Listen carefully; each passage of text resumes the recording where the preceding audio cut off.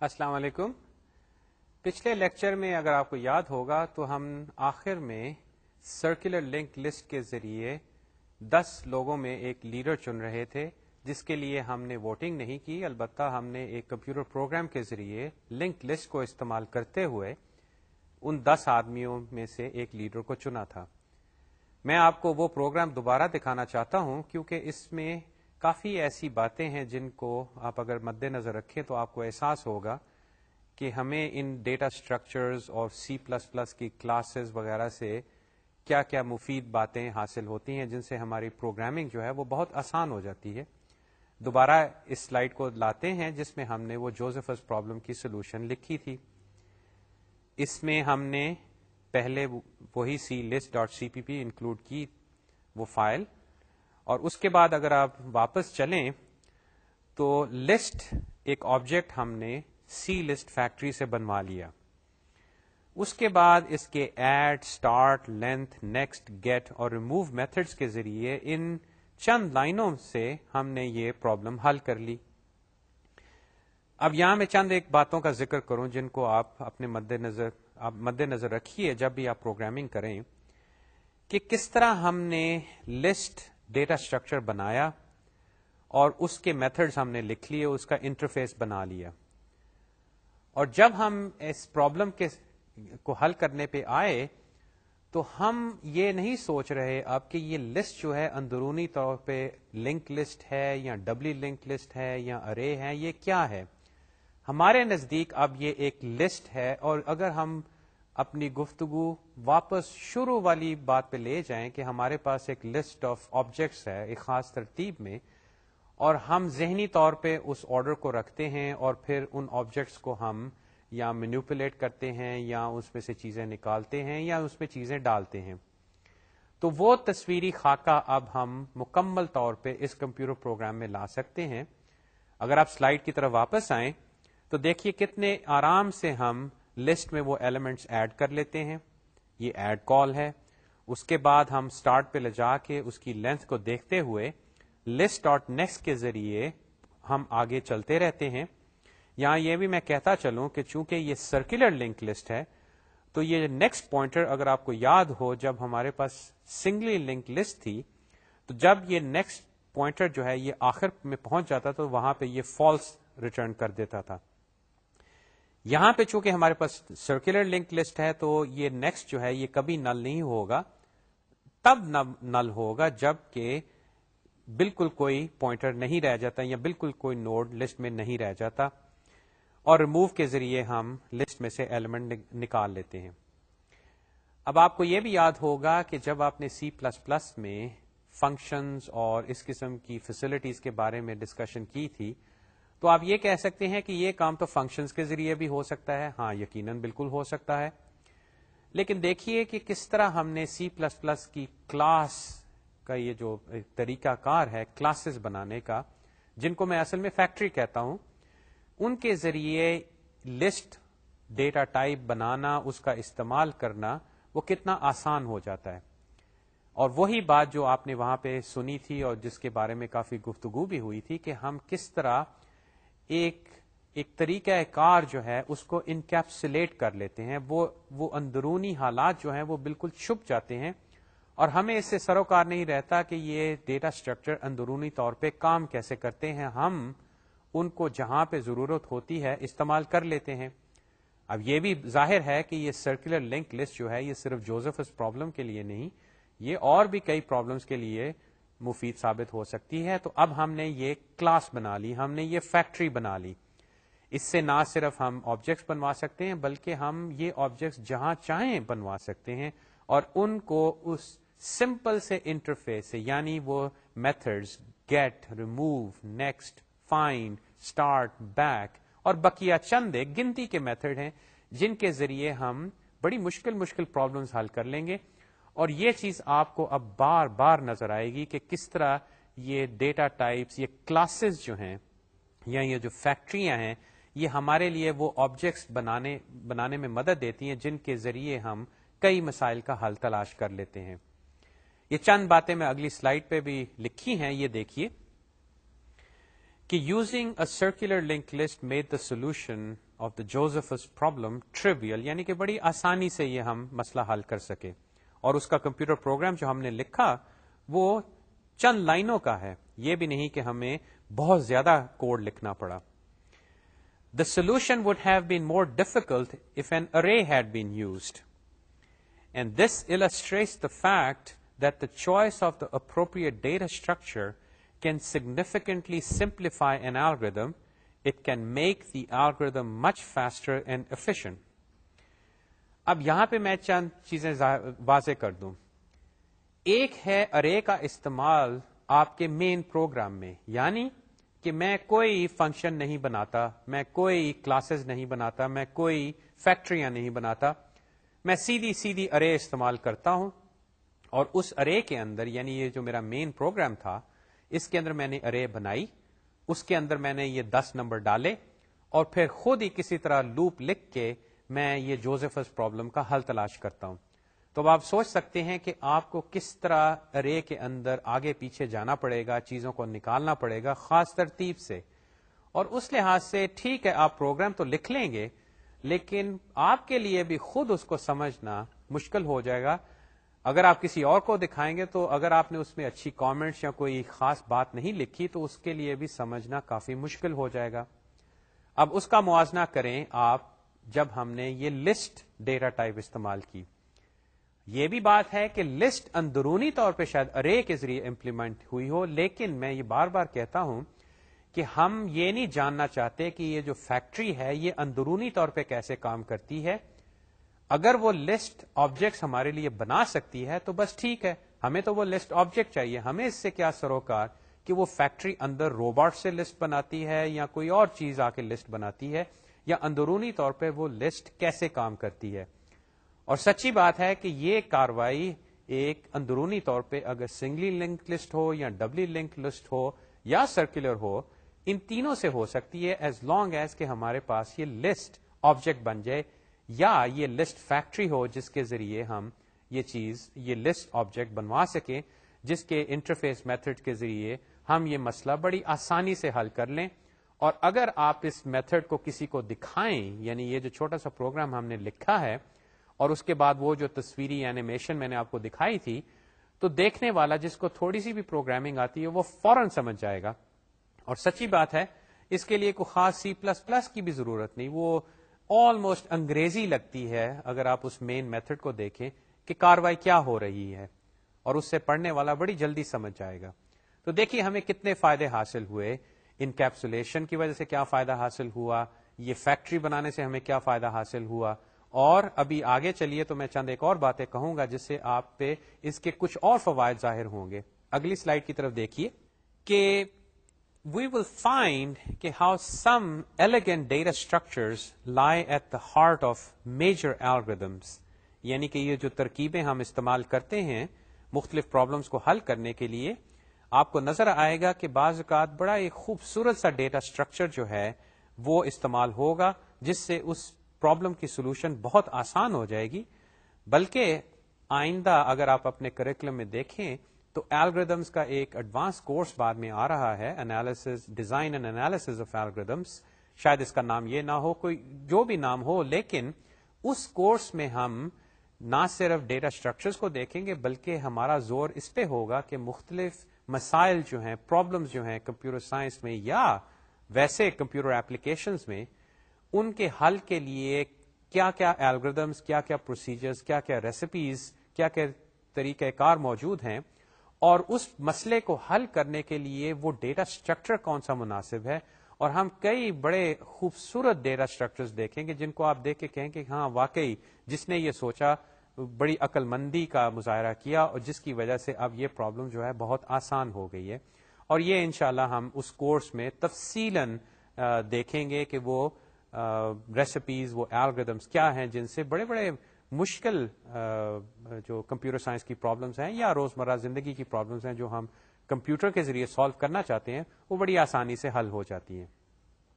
آگے چلیے, اس سلائیڈ کا ٹائٹل ہے ایبسٹریکٹ ڈیٹا ٹائپ, اور میں چند ایک چیزیں اس سلائیڈ سے پڑھ کے پھر آپ سے گفتگو کرتا ہوں. پہلا پوائنٹ ہے, we have looked at 4 different implementations of the list data structure.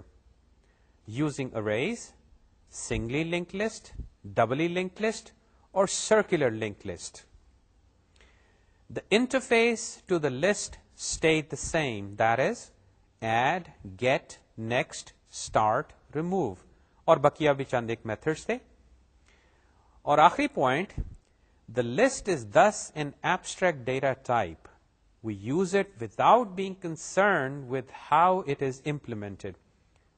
اب یہ آخری پوائنٹ کو ذرا دیکھیے اور بقیہ پوائنٹس کو بھی دیکھیے کہ اب تک ہم لسٹ ڈیٹا اسٹرکچر کی بات کرتے رہے, البتہ اس دوران میں ہم نے اس کی امپلیمنٹیشن کی بھی بات کی کیونکہ وہ ہماری ذمہ داری بن گئی تھی. اب اندرونی طور پہ ہم نے پہلے لسٹ کو ارے سے امپلیمنٹ کیا.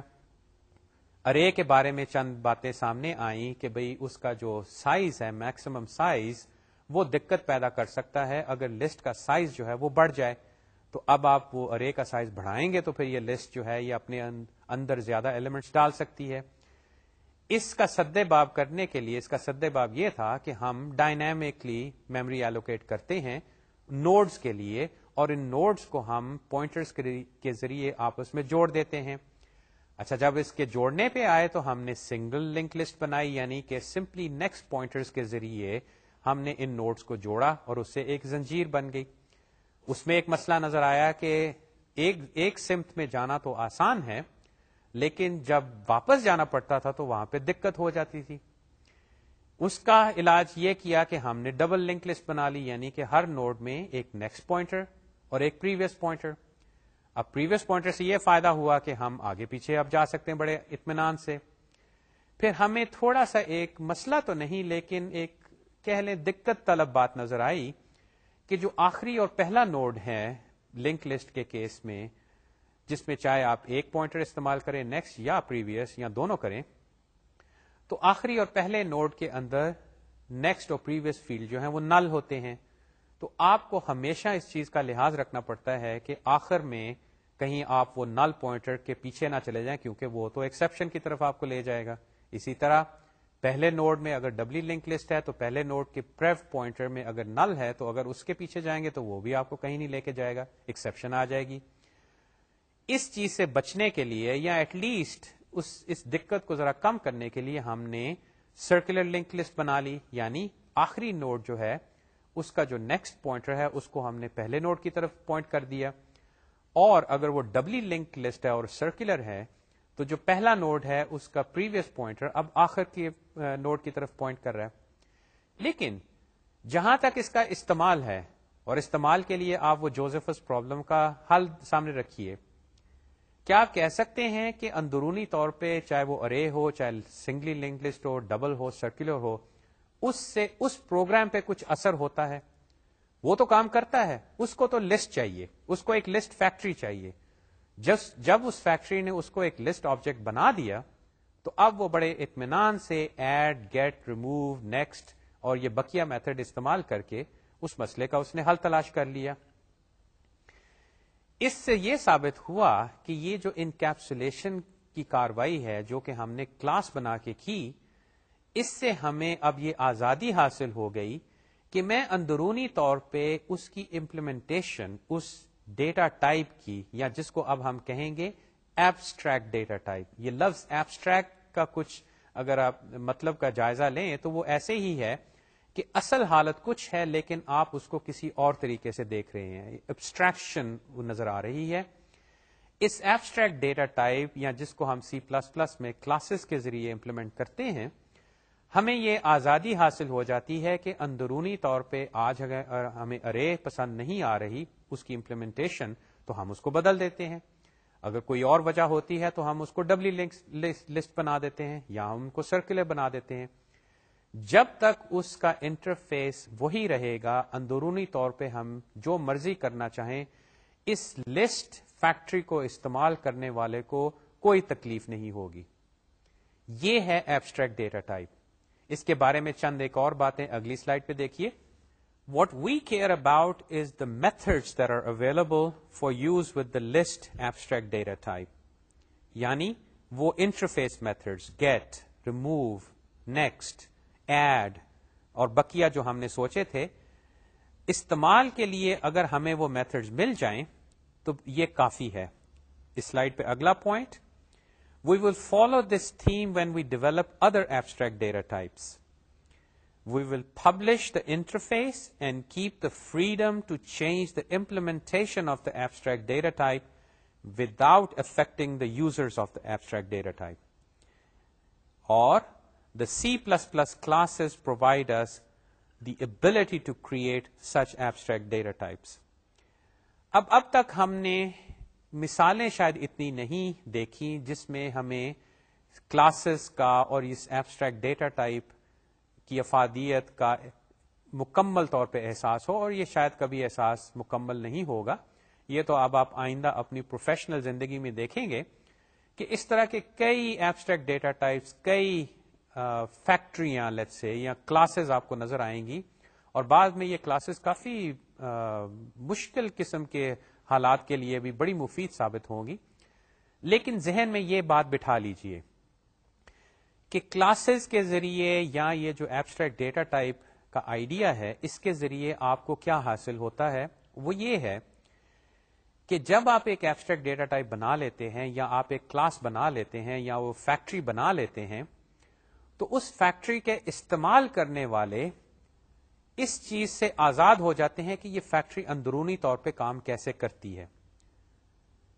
جب تک وہ کاریں بنتی رہیں, جب تک وہ بسکٹ بنتے رہیں, گاڑی چلتی رہے گی. ہاں یہ ضرور ہے کہ فرض کریں کہ میں نے ایک آرڈر دیا ایک کار بنانے کا کسی کار فیکٹری کو, یا ایک کلاس کو میں نے آرڈر دیا اور وہ دیر سے جواب دیتا ہے, یا اس کا کوئی میتھڈ ہے. فرض کریں یہ جو ریموو میتھڈ ہم نے لکھا, میں نے اس کو کال کیا اپنے پروگرام میں. اب میں بیٹھا ہوں, یہ ریموو واپس ہی نہیں آ رہا. اب مجھے شک ہوگا کہ یہ اندرونی طور پہ کچھ معاملہ گڑبڑ ہے. یہ ریموو میتھڈ پتہ نہیں کس نے کس طرح لکھا ہے کہ اس کے اندر کوئی مسئلہ ہو گیا ہے, اور پتہ نہیں اب یہ واپس آتا بھی ہے کہ نہیں. تو although آپ یہ نہیں جاننا چاہیں گے کہ یہ امپلیمنٹیشن کیسے ہے, البتہ آپ کو اس چیز کا لحاظ ضرور ہوگا کہ ایسا نہ ہو کہ جس طریقے سے کوئی ایبسٹریکٹ ڈیٹا ٹائپ یا کلاس جو ہے وہ اندرونی طور پہ امپلیمنٹ ہوئی ہے, اس سے آپ کا استعمال ایک بڑے مسئلے کے حل میں رکاوٹ, باٹل نیک بن جائے. یعنی جیسے یہ جوزفس پرابلم تھی, فرض کریں اس میں ہم جب ریموو پہ پہنچے تو یہ ریموو میتھڈ جو ہے یہ بالکل گم ہی ہو گیا, یہ واپس ہی نہیں آ رہا. تو آپ فوراً کہیں گے یہاں تو اس کا میتھڈ جو ہے وہ بڑا ٹائم کنزیومنگ ہے, یعنی کہ بہت وقت درکار ہے اس کو کام کرنے کے لیے, یا اس کے اندر واقعی کوئی اینڈ لیس لوپ ہے اور اب یہ واپس نہیں آئے گا. تو ایک طرف تو یہ ہے کہ ایبسٹریکٹ ڈیٹا ٹائپ ان کلاسز, اس انکیپسولیشن ان فیکٹریوں کی وجہ سے آپ اس چیز سے آزادی حاصل کر لیتے ہیں کہ بھئی میں ان کو اب استعمال کروں گا, اندر یہ جو مرضی کریں, ایز لانگ ایز یہ وہ کاروائی کریں جو کہ ان کے انٹرفیس میتھڈز وعدہ کرتے ہیں. البتہ آپ کو اس چیز کا لحاظ رکھنا پڑے گا کہ یہ فیکٹری جو ہے یا اس کے جو انٹرفیس میتھڈز ہیں یہ کہیں اتنا زیادہ وقت نہ لینے لگ پڑیں کہ آپ جس مسئلے کا حل ڈھونڈنا چاہتے تھے وہ ان چیزوں کی وجہ سے اتنی دیر سے حل ہو کہ سارا معاملہ جو ہے وہ گڑبڑ ہو جائے. اب ان دونوں میں یہ تضاد جو ہے یہ رہے گا. یہ بھی صورتحال بعض اوقات ہوتی ہے کہ آپ کو یہ کلاسز جو ہیں یہ سورس فارم میں نہیں ملتی, یہ آپ کو ایک لائبریری مل جاتی ہے. جیسے آپ کی ونڈوز میں یہ سسٹم لائبریری ہے, سی رن ٹائم لائبریری ہے, اس میں یہ ساری کلاسز جو ہیں یہ کمپائلڈ فارم میں ہیں, یہ آبجیکٹ فارم میں ہیں, یعنی کہ وہ بائنری فارم میں ہیں. اگر آپ ان فائلز کو کھول کے دیکھیں گے تو آپ کو C++ نہیں نظر آئے گی, وہاں پہ تو وہ بائنری ہوگا. اور جب آپ اسمبلی لینگویج پڑھ لیں گے تو وہاں سے آپ کو شاید اندازہ ہوگا کہ یہ کلاس جو ہے اس کا آبجیکٹ کوڈ کیا کر رہا ہے. اس وقت وہ صرف .h فائل ہی آپ کے سامنے ہوگی. تو یہ ویسے میں آپ کو بتاتا چلوں کہ پروفیشنل لائف میں یا ایز این ایپلیکیشن پروگرامر آپ کو اس چیز کا بھی خیال رکھنا پڑتا ہے کہ آپ یہ جب آبجیکٹس یہ کلاسز استعمال کریں, ایبسٹریکٹ ڈیٹا استعمال کریں, تو کیا ان کی اندرونی امپلیمنٹیشن جو ہے وہ اچھی ہے یا بری ہے. اگر تو آپ کو اس کا سورس کوڈ مل جائے تو پھر تو آپ اس کو دیکھ کے کہہ سکتے ہیں کہ یہ الگوریتم جو اس نے استعمال کیا وہ اچھا ہے یا برا.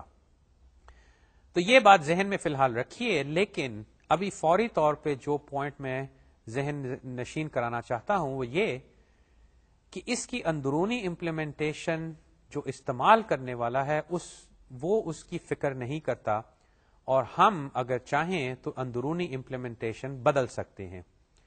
اس آزادی سے ہمیں جب ڈیولپمنٹ کرنے پڑتی ہے تو وہ جو ماڈیولر ڈیزائن ہے یا اس طرح کی باتیں آپ آگے دیکھیں گے کہ آپ پورا پروگرام لکھ لیں، اس کی پرفارمنس دیکھیں، اور جہاں پہ بھی آپ کو کوئی باٹل نیک نظر آئے، جہاں پہ نظر آئے کہ یہاں پہ آ کے کچھ معاملہ سلو ہو گیا ہے، تو آپ دیکھ سکتے ہیں کہ وہاں پہ کون سے ایبسٹریکٹ ڈیٹا ٹائپس استعمال ہو رہے ہیں. اور اگر آپ کو پتا چلے کہ اندرونی طور پہ ان کی امپلیمنٹیشن جو ہے وہ مناسب نہیں، تو جس نے بھی وہ ایبسٹریکٹ ڈیٹا ٹائپ بنایا تھا آپ اس کو کہہ سکتے ہیں کہ میاں جاؤ اور اس کی اندرونی کیفیت جو ہے اس ایبسٹریکٹ ڈیٹا ٹائپ، اس کلاس کی جو اندرونی امپلیمنٹیشن ہے اس کو بدلو. اب یہاں سے اب ہم لنک لسٹ کو فی الحال خدا حافظ کہیں گے، لیکن یہ بار بار واپس آئے گی. آئیے اب ہم ایک نئے ڈیٹا اسٹرکچر کے بارے میں گفتگو شروع کرتے ہیں. یہ ہے اسٹیک، اور یہ شاید آپ نے اس کا نام کمپیوٹر سائنس میں تو یا جو کمپیوٹر کے کورسز ہیں اس میں سنا ہو یا نہ ہو، لیکن روزمرہ کی زندگی میں آپ نے اسٹیکس کا استعمال تو ضرور دیکھا ہوگا، بلکہ خود بھی کیا ہوگا. اس سلائیڈ کی طرف آئیے. Stacks in real life, stack of books, stack of plates. اب ان کے ساتھ ہم کیا کرتے ہیں؟ اگر آپ ریئل لائف سچویشن کو لیں تو we add new items at the top, we remove an item at the top. The stack data structure is similar to real life. It is a collection of elements arranged in a linear order. البتہ جو آخری point کہ we can only access element at the top. اب یہی میں آپ کو اس کی ایک مثال دیتا ہوں. میرے پاس چند ویڈیو کیسٹس ہیں، آپ دیکھیے میں ان کا اسٹیک کیسے بناتا ہوں، اور پھر آپ کو یہ add at the top and remove at the top سمجھ آ جائے گا. دیکھ کے ہی آپ کو پتا چل جائے گا کہ ہم یہ اسٹیک ڈیٹا اسٹرکچر جو بنائیں گے اس میں یہ کاروائی ہمیں کیسے کرنی پڑے گی. تو دیکھیے میں نے یہ ایک کیسٹ جو ہے رکھا. اب میں دوسرا کیسٹ لے کے اس کو اس پہلے کیسٹ کے اوپر اسٹیک کر دیتا ہوں. پھر میں تیسرا کیسٹ لیتا ہوں، اس کو ان دونوں پہ میں اسٹیک کر دیتا ہوں. اب ایک چوتھا کیسٹ، اس کو بھی میں نے ان تینوں پہ کر دیا. اب جب میں ایک کیسٹ لینا چاہتا ہوں تو سب سے اوپر والا، اور وہ دیکھیے کتنی آسانی سے مجھے سمپلی اٹھا کے اس کو علیحدہ کرنے کی ضرورت محسوس ہوئی تو میں نے اس کو اٹھا کے کر لیا. اب جب یہ ہٹ گیا تو اس سے اگلا جو ہے اب وہ بھی آسانی سے اٹھایا جا سکتا ہے، اور اسی طرح بقیہ. لیکن فرض کریں کہ یہ چاروں اکٹھے تھے. اب آپ کہتے ہیں کہ مجھے سب سے پہلا جو ہے وہ نکال کے دو. اب فرض کریں یہاں پہ 4 کی بجائے کوئی 50 کے قریب تھے، اور میں سب سے نچلے کو کھینچنے کی کوشش کرتا ہوں. اب دیکھیے کیا ہوا. اب خیر کمپیوٹر میں تو اس طرح نہیں ہوگا کہ اس میں سے ڈیٹا جو ہے وہ باہر گرنا شروع ہو جائے گا، البتہ یہ دقت آپ کے سامنے آئی. اس دقت کا یہ مطلب نہیں کہ ہمارا ڈیٹا اسٹرکچر جو ہے وہ بھی اس دقت کا سامنا کرے گا، لیکن جو چیز میں کہنا چاہتا ہوں کہ جس طرح اس مثال میں نے یہ کہا کہ جو کیسٹ ہیں وہ اس ترتیب سے کہ جو سب سے اوپر والا ہوگا وہی ہمیشہ پہلے نکالا جائے گا، اور جو نیا کیسٹ آئے گا وہ سب سے اوپر آ کے کھڑا ہو جائے گا یا اس کے سب سے اوپر آ جائے گا. اسی طرح اسٹیک آف بکس کی بھی میں مثال پیش کر سکتا تھا، یا بقیہ یہ کاروائی آپ بھی کر چکے ہیں، اور آپ کو احساس ہوگا کہ جب ترتیب ایسی ہے کہ چیزیں ایک دوسرے کے اوپر اسٹیک ہو رہی ہیں تو آپ روزمرہ زندگی میں بھی اس کو بڑی احتیاط سے ہینڈل کرتے ہیں. یعنی کہ آپ اس طرح نہیں کتاب کھینچیں گے کہ وہ ساری جو اتنی بڑی ایک پہاڑی سی بنی ہوئی ہے کتابوں کی وہ گر جائے. اب آپ آئیے واپس کمپیوٹر سائنس کی طرف. ہم ایک اسٹیک ڈیٹا اسٹرکچر بنانا چاہتے ہیں. تو یہ اسٹیک ڈیٹا اسٹرکچر کیا کرے گا ہمارے لیے؟ یا ہم ایک فیکٹری بنانا چاہتے ہیں جو کہ اسٹیک آبجیکٹس بنائے گی. اس آبجیکٹ میں کیا صلاحیت ہوگی؟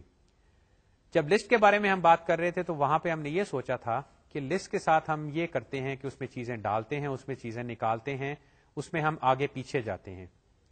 اسٹیک میں بھی ہم چیزیں ڈالنا چاہتے ہیں، ہم چیزیں نکالنا چاہتے ہیں، لیکن یہ جو معاملہ آگے پیچھے جانے کا ہے یہ لگتا ہے یہ ہم اتنے آرام سے نہیں کر سکتے. یہاں پہ تو کاروائی یہ ہوگی کہ جو سب سے ٹاپ پہ ایلیمنٹ ہے اس کو ہی ہم نکال سکتے ہیں، یا اگر کوئی نیا ایلیمنٹ ڈالنا ہے وہ اوپر ہی جائے گا.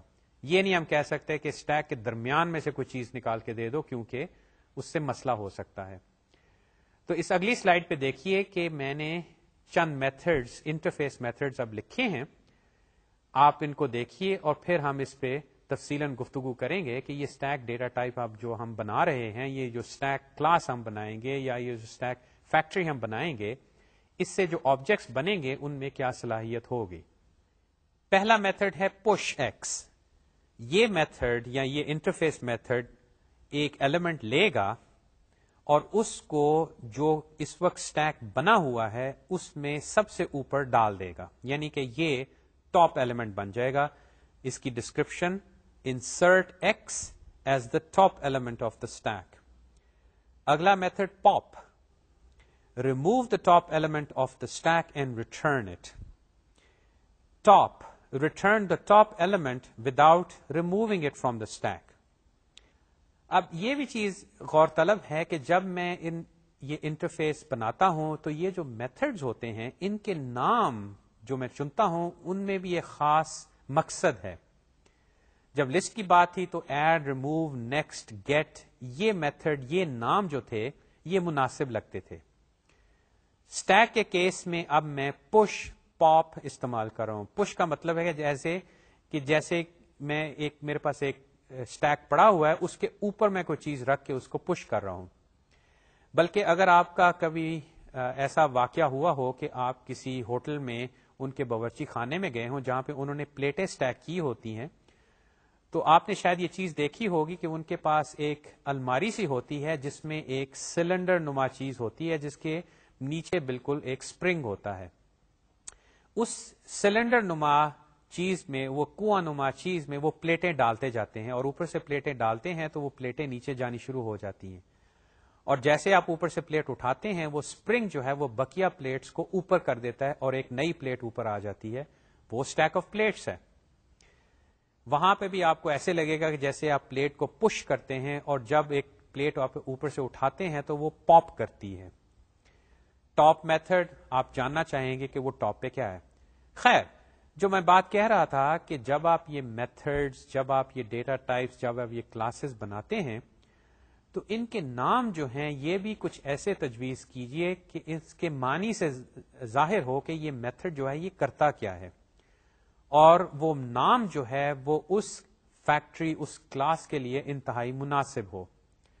یہ کاروائی آپ کو دوسروں کی لت سے جو کلاسز ہیں لکھی ہوئی ان میں یہ کافی نظر آئے گی.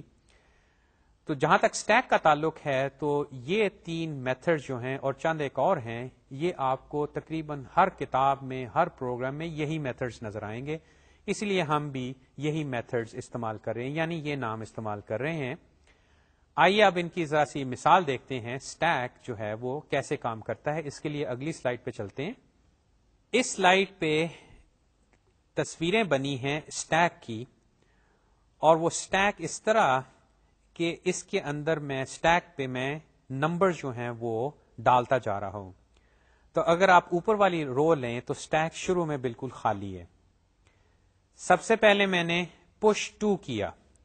اس سے کیا ہوا کہ یہ جو نمبر 2 ہے یہ اسٹیک میں چلا گیا، اور یہ میرا ایک ٹاپ پوائنٹر ہے جو کہ ہر وقت جو بھی ٹاپ کا ایلیمنٹ ہے اس کی طرف، اس کی جانب پوائنٹ کرے گا. پھر میں نے پش 5 کہا. اب دیکھیے 5 کہاں آیا اور 2 کہاں پہ ہے. یہ بالکل یہ کیسٹس کی طرح جو میں نے آپ کو دکھائے تھے. 5 جو ہے اب 2 کے اوپر آ گیا اور ٹاپ اوپر چلا گیا. پش 7 کیا تو 7 اوپر آ گیا اور 5 اور 2 نیچے رہ گئے. اسی طرح پش 1 کیا تو 1 اوپر آ گیا. اب میں اگر پاپ کہتا ہوں، اب نچلی رو پہ آئیے، اگر میں پاپ کہتا ہوں تو دیکھیے کون سا ایلیمنٹ جو ہے اسٹیک میں سے باہر نکلتا ہے، وہ ہے نمبر 1. اس کے بعد میں push 21 کہتا ہوں تو نمبر 7, 5 اور 2 ابھی اسٹیک میں موجود ہیں، لیکن 21 جو ہے وہ اب ٹاپ پہ آ گیا ہے. اگر میں پاپ کہتا ہوں تو 21 باہر نکلے گا، پھر میں پاپ کہتا ہوں تو 7 باہر نکل آئے گا، اور آخر میں اگر میں پاپ کہتا ہوں تو وہ 5 میں نکل آئے گا اور صرف 2 باقی رہ جائے گا. اب یہ تصویری خاکہ جو ہے اس سے یہی چیز میں آپ کو ثابت کر رہا ہوں کہ اسٹیک کے اندر جو چیزیں ہیں وہ ٹاپ سے جاتی ہیں اور ٹاپ سے ہی نکالی جاتی ہیں. اگلی سلائیڈ پہ چلتے ہیں. یہاں پہ اب چند باتیں. پہلی بات کہ the last element to go into the stack is the first one to come out، جس کی بنا پہ اسٹیک کو لیفو اسٹرکچر کہا جاتا ہے. لیفو سے بنا لاسٹ ان فرسٹ آؤٹ. اچھا، یہ تو اب کاروائی ہو گئی کہ بھئی ٹھیک ہے، جو بھی نیا ایلیمنٹ ہوگا یہ اوپر ہی جائے گا اور اوپر والا ایلیمنٹ ہی نکلے گا. لیکن چند ایک سچویشنز ہیں جن کے بارے میں ہمیں کچھ کاروائی کرنی پڑے گی، جو کہ دوسرا پوائنٹ کہہ رہا ہے. What happens if we call pop and there is no element؟ اس کا حل کیا ہو سکتا ہے؟ وہ تیسرا پوائنٹ کہ have an is empty boolean function that returns true if stack is empty, false otherwise. اور آخری پوائنٹ کہ اس مسئلے کا حل کہ بھئی پاپ اگر کریں اور کوئی ایلیمنٹ ہے نہیں تو throw stack empty exception، اور اس کے فوراً بعد میں نے لکھا ہے ایڈوانسڈ C++ کانسیپٹ. اب دیکھیے یہاں پہ کیا کاروائی ہم کرنے کی کوشش کر رہے ہیں. اسٹیک کے بارے میں ہم نے کہا کہ یہ ایک لیفو اسٹرکچر ہے کہ اس میں ایلیمنٹس جو ہیں وہ ٹاپ پہ آتے ہیں اور ٹاپ سے نکل جاتے ہیں. لیکن یہ صورتحال بھی ہو سکتی ہے کہ اسٹیک کے اندر کچھ نہیں ہے تو میں پاپ کرنے کی کوشش کرتا ہوں. اب وہ پاپ کیا کرے؟ کیا وہ بتائے کہ بھئی ایلیمنٹ ہے نہیں؟ اگر یہ وہ بتانا چاہتا ہے تو وہ کیسے بتائے؟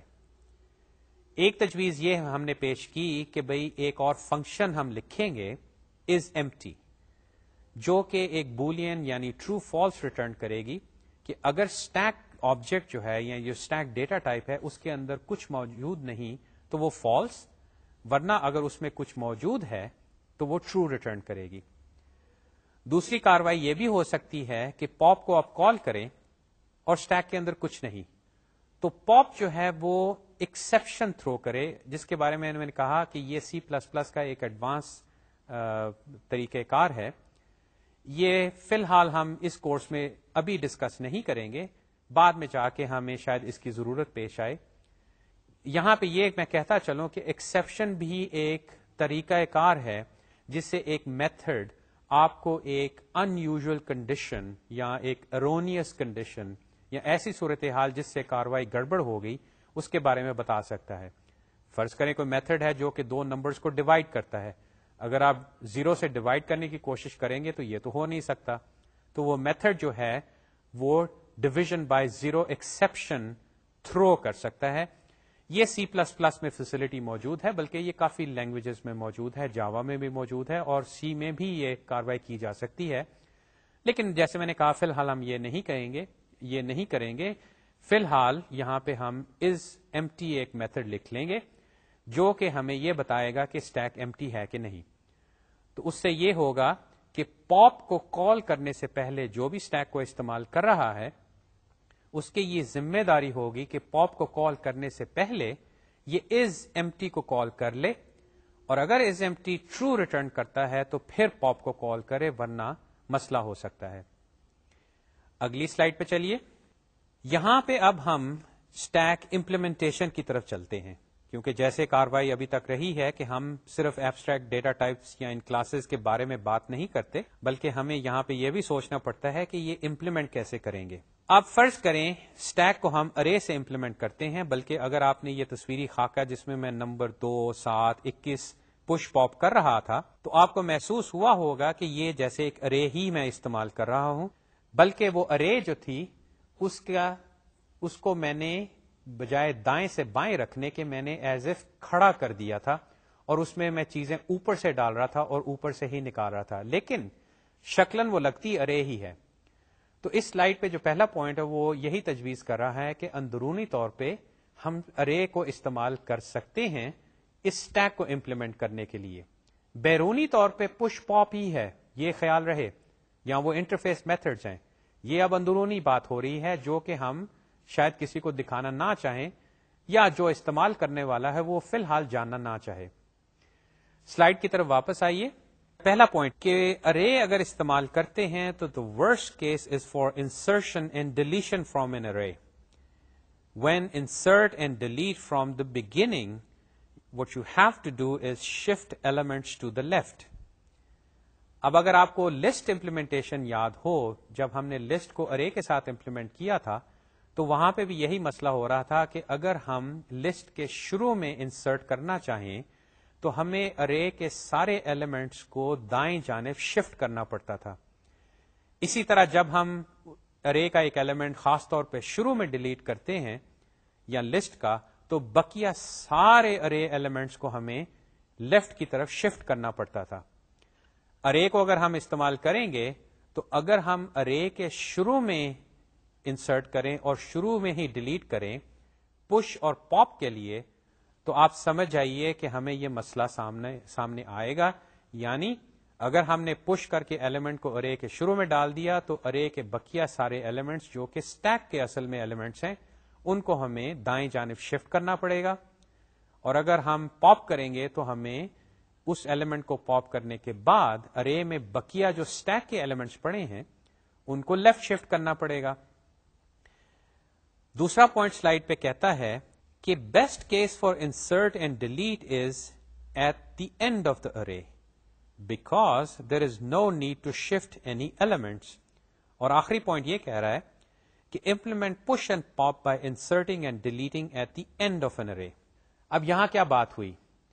اب چونکہ ارے کے شروع میں ڈیٹا ڈالنا اور شروع سے ڈیٹا نکالنا، اس کے نتیجے میں یہ بات سامنے آتی ہے کہ ہمیں ارے کے ایلیمنٹ جو ہیں ان کو لیفٹ یا رائٹ شفٹ کرنا پڑ جاتا ہے، اور ہمیں ہمیشہ شروع کا ہی ایلیمنٹ نکالنا ہے. تو کیوں نہ ہم ایسے کریں کہ جب ارے کا استعمال ہوگا اسٹیک کے میتھڈز امپلیمنٹ کرنے کے لیے تو پش جو ہے وہ ارے کے آخر میں پش کرے گا اور پاپ جو ہے وہ ارے کے آخر سے چیزیں نکالے گا. کیونکہ آپ کو یاد ہوگا کہ ارے کے آخر سے چیزیں نکالنے کے لیے ہمیں بقیہ چیزوں کو آگے پیچھے کرنے کی کوئی ضرورت محسوس نہیں ہوتی.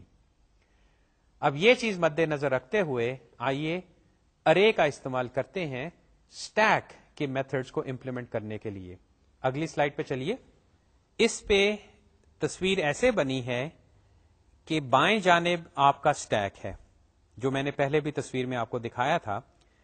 اس اسٹیک کے اندر 4 ایلیمنٹس ہیں 1 7 5 2، جن میں سے 1 جو ہے وہ موسٹ ریسنٹ ہے، یعنی کہ وہ ابھی ابھی اسٹیک کے اندر آیا ہے، جبکہ 7 5 اور 2 جو ہے وہ قدیم ترین ہے. اور چونکہ یہ لیفو ہے تو 1 جو ہے وہ سب سے پہلے نکلے گا. اب یہ تو تھی ذہنی تصویر اسٹیک کی، لیکن اگر آپ دائیں طرف دیکھیں تو اب میں نے ایک ارے کو استعمال کیا ہے ان اسٹیک ایلیمنٹس کو رکھنے کے لیے. اب ارے کی پوزیشنز ہیں 0 1 2 3 4 اور یہ چلتی جاتی ہیں. تو دیکھیے میں نے اس میں 2 5 7 اور 1 کو کس طرح ڈالا. میں نے یہ کہا تھا کہ جو پش ہوگا وہ ایلیمنٹس کو ارے کے آخر میں ڈالے گا. یعنی یہ نمبر 1 جو ہے یہ دیکھیے شروع میں نہیں بلکہ آخر میں ہے، اور یہ ٹاپ جو ہے یہ ارے کا وہ انڈیکس ہے جہاں پہ موسٹ ریسنٹ ایلیمنٹ آ گیا ہے. اب اس ارے کو دیکھتے ہوئے ہم دیکھتے ہیں کہ بقیہ جو میتھڈز ہیں وہ کیسے کام کریں گے. میں پہلے یہ میتھڈز جو ہیں یہ تصویری خاکوں سے ہی آپ کو دکھاتا ہوں. اگلی سلائیڈ پہ چلیے. اس سلائیڈ پہ چند باتیں پہلے ڈسکس کر لیں پھر واپس تصویری خاکوں پہ چلتے ہیں. In case of an array, it is possible that the array may fill up if we push enough elements. دوسرا point, have a Boolean function is full which returns true if the stack or internally the array is full, false otherwise. And we would call this function before calling push x. کہا تو میں نے یہ تھا کہ آپ کو تصویریں دکھاؤں گا، لیکن یہ اہم باتیں ہیں ارے کے سلسلے میں. یاد رہے کہ لسٹ کی جب باری آئی تھی امپلیمنٹیشن کی اور ہم نے ارے استعمال کی تو وہاں پہ بھی یہی مسئلہ ہوا تھا کہ ارے ہم لے تو لیتے ہیں لیکن اس کا ہمیں ایک میکسیمم سائز رکھنا پڑے گا. اب اگر لسٹ کے اندر اس میکسیمم سائز سے ایلیمنٹ زیادہ ہو جائیں تو پھر کیا کیا جائے؟ وہاں پہ ہم نے اس کا ایک حل ڈھونڈا تھا. وہی کاروائی ہمیں یہاں پہ بھی کرنی پڑے گی کہ اگر ہم نے ارے کا استعمال کیا تو ارے جو ہے وہ بھر سکتی ہے. اب اگر وہ بھر جائے گی تو اس میں اور ایلیمنٹس تو جا نہیں سکتے. تو جو اسٹیک کا استعمال کرنے والا ہے وہ کیا کرے؟ اب اگر اندرونی طور پہ ہمیں معلوم ہے کہ یہ اسٹیک ہم نے ارے سے امپلیمنٹ کیا اور ارے فل ہو سکتی ہے، تو ہم یہ کہتے ہیں کہ انٹرفیس میں ہم ایک میتھڈ دیتے ہیں از فل. جس طرح از ایمٹی ہے، یہ از فل میتھڈ جو ہے یہ بھی ایک بولین ویلیو ریٹرن کرے گا، اور اس کا مقصد یہ ہوگا کہ اگر وہ بولین ویلیو ٹرو ہے تو اسٹیک جو ہے وہ بھر گیا. اب وہ کیوں بھر گیا؟ بھئی آپ نے اتنے ایلیمنٹس ڈالے اسٹیک کے اندر کہ وہ بھر گیا. اب اصل معاملہ تو یہ ہے کہ اندرونی طور پہ میری وہ ارے بھر گئی ہے. لیکن میں یہ بات جو ہے ظاہر اس طرح کروں گا کہ میرا ایک میتھڈ ہے از فل، اس کو کال کرو. اور کب کال کرو؟ پش کرنے سے پہلے. جس طرح پاپ کرنے سے پہلے از ایمٹی کال کیا، اور اگر ایمٹی نہیں ہے تو پھر پاپ کال کر لو. اسی طرح اسٹیک کا استعمال کرنا ہے تو جب بھی آپ نے پاپ پش کرنا ہے تو پہلے از فل کو کال کر لو، اور اگر از فل جو ہے وہ فالس ریٹرن کرے یعنی کہ اسٹیک میں ابھی جگہ ہے تو پھر ٹھیک ہے، پش کو کال کر لو، وہ ایلیمنٹ پش ہو جائے گا. یہ ہمارے انٹرفیس کا حصہ بن گیا. تو ابھی تک دیکھیے کتنے میتھڈز ہو گئے؟ پش، پاپ، ٹاپ، از فل اور از ایمٹی. اب اگلی سلائیڈ پہ چلیے. یہاں پہ اب میں وہ آپریشنز آپ کو ایکچوئل C++ کوڈ کے ذریعے دکھا رہا ہوں. یہ یاد رہے کہ ہم اسٹیک کلاس بنا رہے ہیں، یہ ایسے میتھڈز نہیں ہم لکھ رہے. ہم یا اسٹیک فیکٹری آپ کہنا چاہتے ہیں تو فیکٹری بنا لیں، اور اس میں یہ میتھڈز موجود ہوں گے، اور اندرونی طور پہ وہ اس طرح کام کر رہے ہیں کہ ایک ارے ہم نے بنائی ہوئی ہے، اور کرنٹ یا کرنٹ کی بجائے اگر ہم ٹاپ استعمال کرنے چاہیں تو وہ بھی استعمال کر سکتے ہیں. پاپ میتھڈ جو ہے وہ return a current minus minus. اب یہ جو سینٹیکس ہے ارے کا انڈیکس کا استعمال کرنا اور استعمال کے بعد اس کو ایک سے کم کر دینا، یہ آپ پچھلے کورس میں کافی دیکھ چکے ہیں. کر یہ رہا ہے کہ جو بھی کرنٹ پوائنٹر اس وقت ہے، کرنٹ انڈیکس ہے، ارے میں سے وہ ایلیمنٹ نکالتا ہے اور وہ ایلیمنٹ نکال کے ریٹرن کر دیتا ہے. سلائیڈ پہ اگلا میتھڈ پش ہے جو کہ A plus plus current equal x کرتا ہے، اور دوبارہ وہی بات جو آپ نے ارے میں دیکھی تھی کہ یہ پلس پلس کرنٹ کا مطلب یہ ہوا کہ پہلے کرنٹ جو ویریبل ہے اس کی ویلیو کو ایک سے بڑھاؤ، انکریمنٹ کرو، اور پھر اس کو استعمال کر کے ایز این انڈیکس اے یعنی کرنٹ پلس 1 کو لے کے اس میں ایکس کو ڈال دو. اب دیکھیں یہ دونوں میتھڈز جو ہیں یہ چیک نہیں کر رہے کہ ارے کا سائز جو ہے وہ کہیں ایکسیڈ تو نہیں آپ کر گئے، یعنی یہ جو کرنٹ پوائنٹر یا ٹاپ پوائنٹر ہے یہ ارے کے سائز سے آگے تو نہیں جا رہا. اور اس کی وجہ یہ ہے کہ ہم نے ابھی کہا کہ ہمارے پاس دو میتھڈز ہوں گے، از ایمٹی اور از فل، اور جو بھی اسٹیک کو استعمال کرتا ہے یہ اس کی ذمہ داری ہوگی کہ وہ ان دو میتھڈز کو کال کر کے پش اور پاپ کو کال کرے. اس لیے پش اور پاپ جو ہیں ان کے اندر کوئی اف اسٹیٹمنٹ نہیں کہ بھئی if current is less than equal to or less than the maximum size of array تو پھر ارے کے اندر پش کرو ورنہ نہ کرو، اور اگر کرنٹ جو ہے وہ 0 نہیں ہے یا 0 سے بھی کم ہو گیا ہے تو پھر پاپ کرنے کی کوشش نہ کرو. اگلی سلائیڈ پہ چلیے. یہاں پہ یہ بقیہ میتھڈ جو ہیں وہ ان کا سی کوڈ دکھایا گیا ہے. ٹاپ وہ ایک کرنٹ ریٹرن کر دیتا ہے. دیکھیے یہاں پہ ہم کرنٹ کو نہ بڑھا رہے ہیں نہ گھٹا رہے ہیں کیونکہ ہم سمپلی جو ٹاپ کا ایلیمنٹ ہے وہ واپس بھیجنا چاہتے ہیں. از ایمٹی فنکشن جو ہے وہ ایک بولین ایکسپریشن کو ایویلویٹ کرتا ہے کہ کرنٹ ایکولز -1. تو ہوگا یہ کہ شروع میں جب اسٹیک نیا بنے گا ایز این آبجیکٹ تو کرنٹ جو ہے اس کی ویلیو ہم -1 رکھیں گے، اور یہ ہمارے لیے ایک مارکر ہوگا کہ اسٹیک جو ہے وہ خالی ہے. اسی طرح از فل جو ہے وہ کرنٹ ایکول سائز -1. اب سائز جو ہے وہ اس ارے کا سائز ہے اے کا، یعنی ہم نے ارے کو ایلوکیٹ کیا تھا اور اس کا ایک خاص سائز ایلوکیٹ کیا تھا، اور اگر کرنٹ جو ہے وہ اس کے آخری انڈیکس تک پہنچ گیا ہے تو اسٹیک جو ہے وہ فل ہو گیا ہے۔ آخر میں یہ اسٹیٹمنٹ ہے کہ a quick examination shows that all 5 operations take constant time۔ اب یہ بات اس لیے لکھی ہے کہ ہم ابھی تک جب بھی کوئی ڈیٹا اسٹرکچر بناتے رہے ہیں تو ہم اس کی قیمت کا بھی جائزہ لیتے ہیں کہ یہ میتھڈ یا یہ آبجیکٹ، یا جب ہم اس فیکٹری سے وہ آبجیکٹ بناتے ہیں تو اس کے جو میتھڈز ہیں وہ کتنا وقت لیتے ہیں۔ اور آپ کو یاد ہوگا کہ جب ہم لسٹ کے بارے میں بات کر رہے تھے تو جب ارے کی باری یا جب لنک لسٹ کی بات کی تھی تو اس میں جو فائنڈ میتھڈ تھا وہ زیادہ قیمتی تھا، یعنی کہ وہ ٹائم زیادہ لیتا تھا کیونکہ اس کو پوری لسٹ سرچ کرنی پڑتی تھی، جبکہ انسرٹ جو تھا یا ایڈ جو تھا اس کو اتنا وقت درکار نہیں ہوتا تھا، کیونکہ وہ سمپلی ایک نیا نوڈ لے کے چند ایک پوائنٹرز کو آگے پیچھے کر کے نئے نوڈ کو لسٹ میں لگا دیتا تھا۔ اب اگر آپ یہ میتھڈز دیکھیں جو ہم اسٹیک کے لیے بنا رہے ہیں ارے کا استعمال کرتے ہوئے، تو اس میں کوئی فور لوپ نہیں، کوئی ایسی لمبی چوڑی کہانی نہیں کہ بھئی لوپ چلاؤ پھر ارے میں آگے پیچھے جاؤ۔ اور اس کی وجہ یہ ہے کہ اسٹیک جو ہے اس میں ہم ایلیمنٹس ایک طرف سے ڈالتے ہیں اور اسی طرف سے نکال رہے ہیں، ہم نہ تو درمیان میں سے نکال رہے ہیں نہ درمیان میں ڈال رہے ہیں، تو اس لیے ہمیں کوئی خاص کاروائی کرنے کی ضرورت نہیں۔ اس لیے ارے کا استعمال کرتے ہوئے پش، پاپ، از ایمٹی، از فل اور ٹاپ جو ہیں یہ سارے کانسٹنٹ ٹائم آپریشنز ہیں، یعنی کہ یہ سارے تقریباً اگر آپ سیکنڈوں کا حساب کر رہے ہیں تو لیٹس سے کوئی تقریباً ایک سیکنڈ یا ایک مائکرو سیکنڈ لگے گا، یہ نہیں ہوگا کہ ایک جو ہے وہ کوئی 20 سیکنڈ یا 20 منٹ لے لیتا ہے۔ اگلی سلائیڈ پہ چلیے۔ یہاں پہ اب کاروائی وہی جو کہ ہمیں لنک لسٹ کے کیس میں آئی تھی، کہ وہاں پہ جب ہم نے لنک لسٹ کو ارے سے امپلیمنٹ کیا تھا تو وہاں پہ یہ سائز کی لمیٹیشن آ گئی تھی کہ بھئی اگر وہ ارے بھر جائے تو یہ لسٹ کے ایلیمنٹس کہاں جائیں گے۔